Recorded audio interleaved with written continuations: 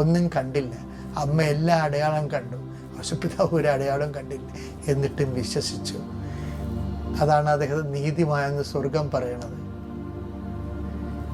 കാര്യം അത് സ്വർഗരാജ്യത്തിൻ്റെ നീതിയാണ്. ഔസേപ്പിതാവ് ഫോളോ ചെയ്യണത് സ്വർഗരാജ്യത്തിൻ്റെ മൂല്യങ്ങളാണ്. നീതിയും സമാധാനവും എന്നൊക്കെ പറയുന്നത്. റോമ 14:17.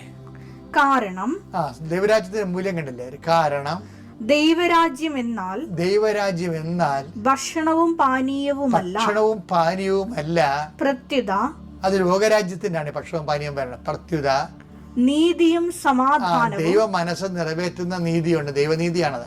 നീതിയും സമാധാനവും, അത് നിറവേറ്റുമ്പോൾ നമുക്കുണ്ടാകുന്ന സമാധാനവും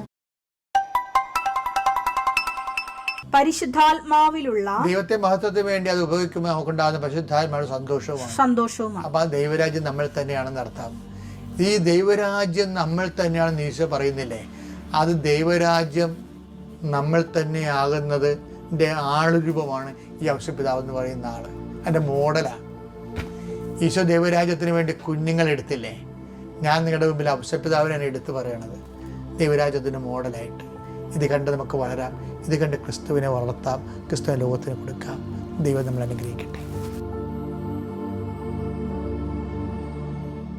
അത്യപൂർവ ദൈവാനുഭവങ്ങൾ ഇനി നിങ്ങൾക്കും സ്വന്തം.